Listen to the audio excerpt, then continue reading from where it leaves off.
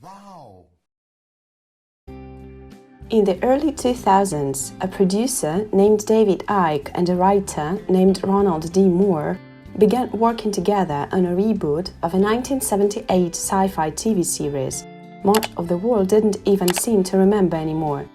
By tapping into some of their own past storytelling frustrations, as well as the fears and concern of post-9/11 America, they began constructing what would become one of the most acclaimed series of the 21st century so far, as well as one of the great science fiction stories of all time.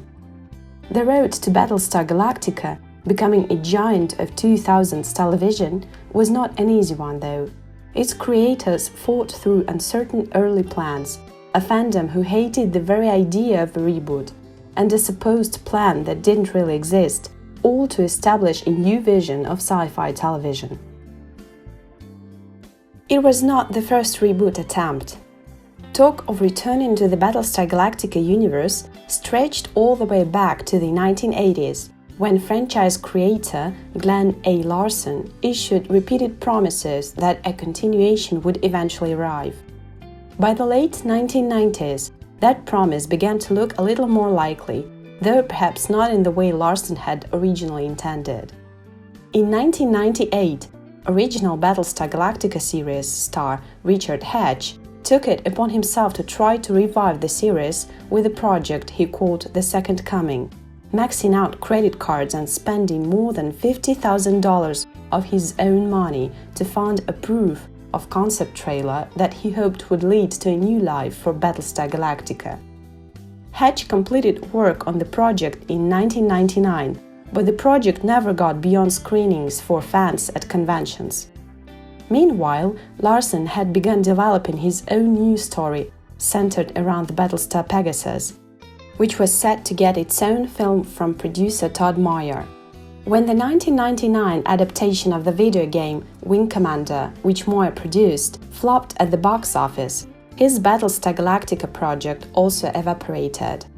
The closet near-miss to a Battlestar Galactica revival was yet to come, though, and it arrived when Bryan Singer, fresh off the success of X-Men, wanted to continue the franchise with a new television series, which executives were eager to set up at the Fox network.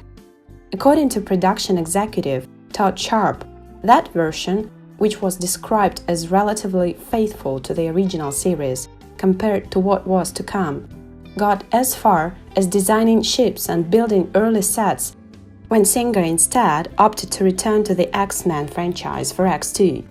With the property up in the air yet again, Universal Cable Entertainment president Angela Mancuso took Battlestar Galactica back with an eye toward bringing it to what was then the Sci-Fi Channel, now spelled SYFY.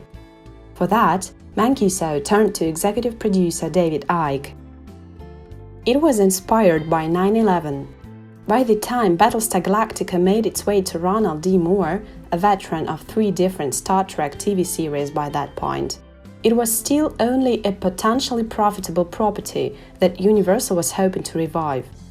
When Icke had a general meeting with Moore, he was reluctant to even mention the prospect of yet another sci-fi series, but this was late 2001, just months after the terrorist attacks of September 11, and Moore started to see parallels in the original series that he could explore. There is a good chance the show would have happened even without 9/11, because they were just looking for someone to capitalize on the title in the library. And it wasn't because of 9/11 that they saw value in it. It was just a market title, Moore recalled. So I think that wasn't a separate track.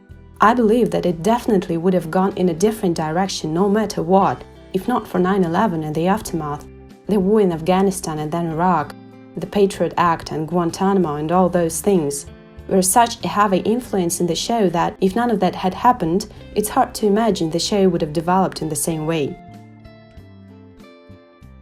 Star Trek frustration helped make it happen.